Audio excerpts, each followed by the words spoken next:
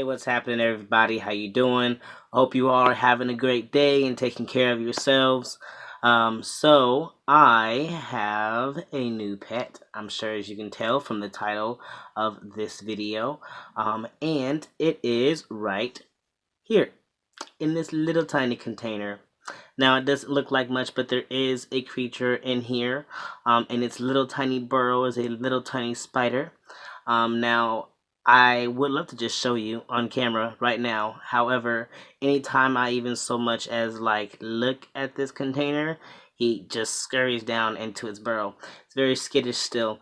But I did manage to get a few moments of sneaky footage of this little feller out and about on the top. So I will play that here while I talk about what species of tarantula this is. So this is a Brachypelma vagans, also known as a Mexican red rump tarantula, and it is actually cousin to what Crunk is, which is a Brachypelma albipilosum. I think I said that right. I always struggle with it, but yeah, they are cousin species, but they are different in both color and appearance. The Brachypelma albipilosum actually tends to grow a little bit faster than these guys also. And obviously the red rump tarantulas are really known for the color of their rumps. As they get older, it gets pretty red and really beautiful, and I will go ahead and put in some adult pictures of what I can expect the fella to look like when it gets older. I don't know the gender of it, but yeah, I am super excited to have this little fella with me now, and to watch it grow. It will officially be my third tarantula, and I have enjoyed this. I have enjoyed, keeping tarantulas, and I've enjoyed growing to appreciate the individual species that I have grown to, that I currently am keeping. And so I am very excited about this one. It was on a number of the beginner species lists that I have seen when it comes to tarantulas. So I did decide to go ahead and get the little cutie. And it's so tiny. It's about the size that Yzma was when I first brought her home. She was very tiny, and so she's grown a lot. And so I'm excited to watch this fella grow. And I actually got this from the same shop I got Yzma from, and that is the Reptile Universe here or over in Eugene, Oregon. And so they actually watch my channel as well, so they will get to see the little cuteness grow up as well. So yeah, that is that, and I'm gonna go ahead and put this down and let it chill out. So with that being said, I do have some news that I am going to be getting some more new pets coming in, and they are actually going to be I guess relinquished pets in a sense. Rescues, not really, because they're not like in any medical. Anyway, let me just tell you. So, I had a friend who reached out first and told me that they have a friend who has a leopard gecko that they were possibly looking to rehouse. And I'm not sure if there was an accidental clutch of eggs, or I guess litter of eggs. I'm not sure what gecko eggs are called, but they were just some accidental eggs or something. But I do know that they were looking to rehouse at least one of the geckos, and of course they were going through a lot of other things, so they also might or and are going to rehouse two geckos. But I don't know all the details yet, but I definitely know that there are leopard geckos coming to me soon, and they're just giving them over. They watch my channel, and they would be honored for me to actually take their leopard geckos for them, because of various reasons. I don't know all the facts yet, but I do know there were a lot of reasons they just can't keep the geckos, and they've actually were really trying to hold off as long as they could, and I think they finally decided that it's going to happen. So that's something to look forward to. But also, I will be having another rosy boa coming, and this one is actually one is the friend that referred me to his friend for the leopard geckos. Now, I got this snake for him as a gift, and it was his fourth snake. And now, the snake was pretty bitey. It's a rosy boa, and it was a pretty bitey snake when I first got it for him, and that was a while ago. I think over a year. And he was having some issues with getting to bond with the snake and to get the snake to calm and to stop biting. And I've since this is my previous roommates, and I've since moved away. Obviously, I've been here, and he reached out, and it was just like he's got a lot going on.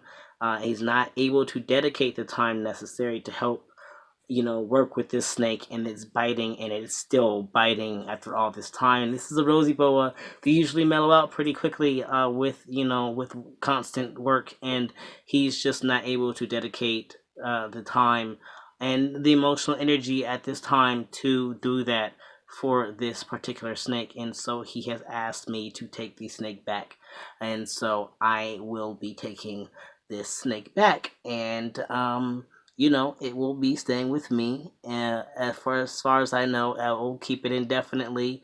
Unless something otherwise happens. But as far as I know, I'm planning to keep the snake.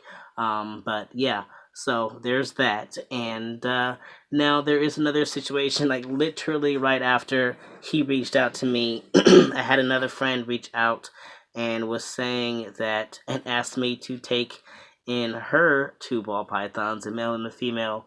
And Because for financial reasons, they are working a lot, and time, they just don't have time to dedicate to even uh, anything to the snake. They haven't held snakes in a long time.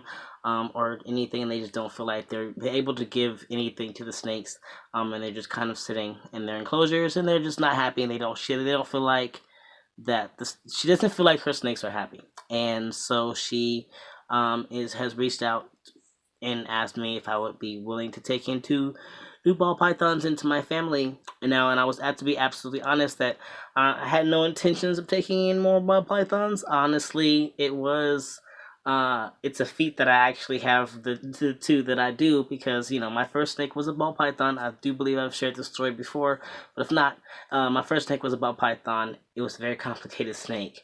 I don't believe it's going to be a beginner snake because of my own personal experiences with it, but I got this ball python.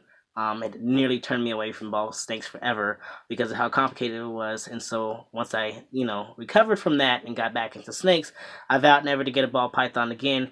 And then I ended up rescuing Zeus, and he turned out to be a much better example of what ball pythons can be than the pet rock I had originally. And then I, of course, fell in love with Ira when I saw him in the auction, and I got him. But otherwise, I'm not really looking to get more ball pythons. And these are two appearingly normal ball pythons. One of them might have something going on, but appearance wise, they look normal.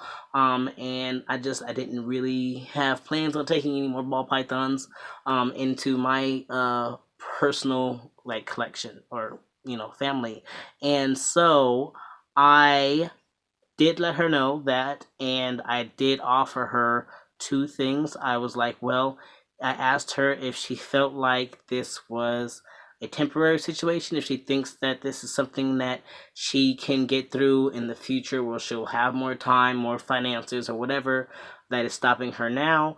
And if that was the case, I would offer to foster her snakes for her, for a couple months to a year or whatever, and then she can get her snakes back, because I know how hard it is to give up your snake, but I also know how hard it is to come on hard times, when you don't feel like you can provide all you can for your snakes.